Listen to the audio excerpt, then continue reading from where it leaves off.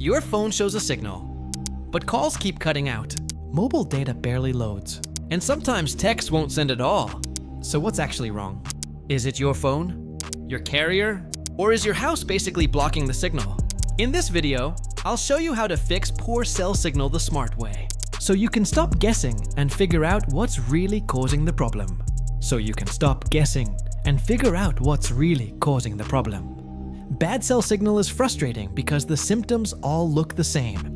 Dropped calls, slow data, missed texts, no service in places where you expect your phone to work. But the cause is not always the same.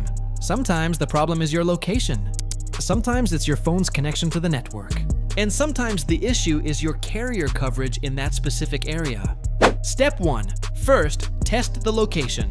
So, instead of throwing random fixes at the problem, let's go step by step and narrow it down properly.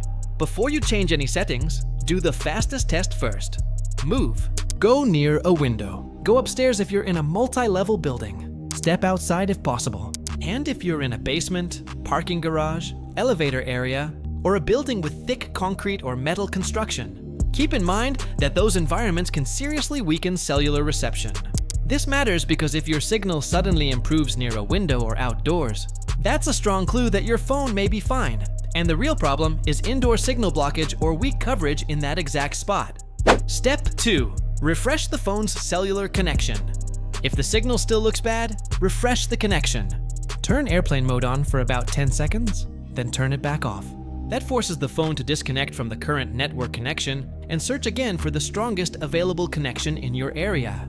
If that doesn't help, restart the phone completely. This sounds simple, but it's one of the most useful fixes because phones can occasionally get stuck with a weak or unstable network connection. A reconnect won't create signal where none exists, but it can fix a phone that simply isn't attached to the network properly. Step 3. Ask the most important question. This is the step that changes everything. Ask yourself, does the bad signal happen only at home? Only at work? Only in one building? Or does it happen almost everywhere you go? If it only happens in one location, the cause is usually one of these: weak carrier coverage in that area, heavy indoor signal blocking, or local congestion. But if your phone struggles in multiple places, even where other people seem to have decent service, then the problem is more likely to be tied to your phone, your SIM or eSIM, your settings, or your carrier account. That's why this question matters so much. It tells you whether to keep troubleshooting the phone or start looking harder at the environment and the carrier.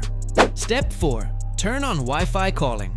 If your home signal is weak but your Wi-Fi is strong, check whether Wi-Fi calling is available on your phone and your carrier.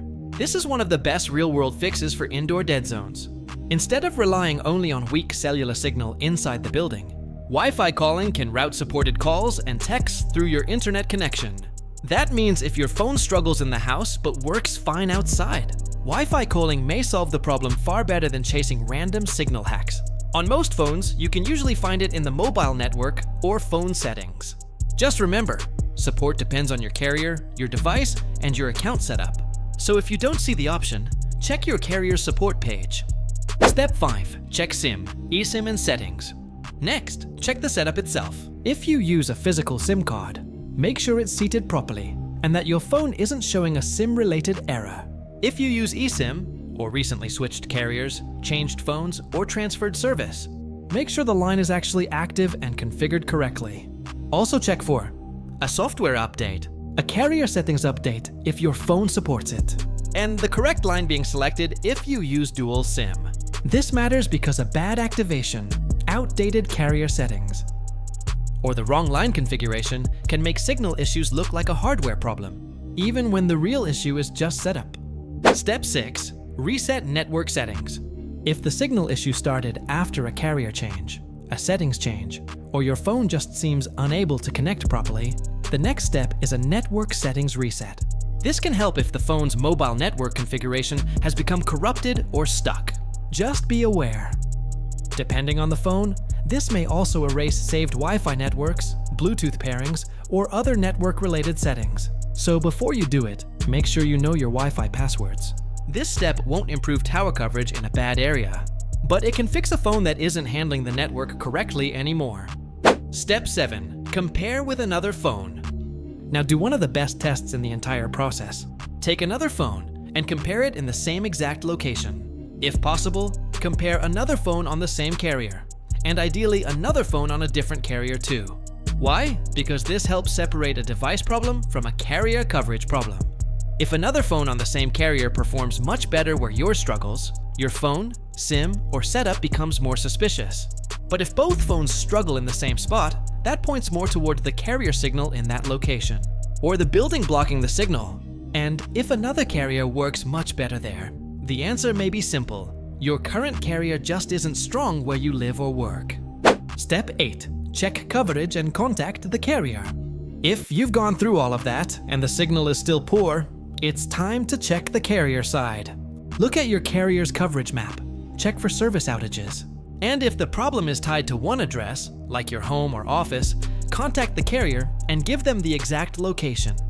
Ask them to check whether there's a local outage, whether your line is provisioned correctly, whether Wi-Fi calling is supported and active, and whether they already know about weak coverage in that area. This is especially important if the problem started after switching carriers, activating a new line, or moving to a new home.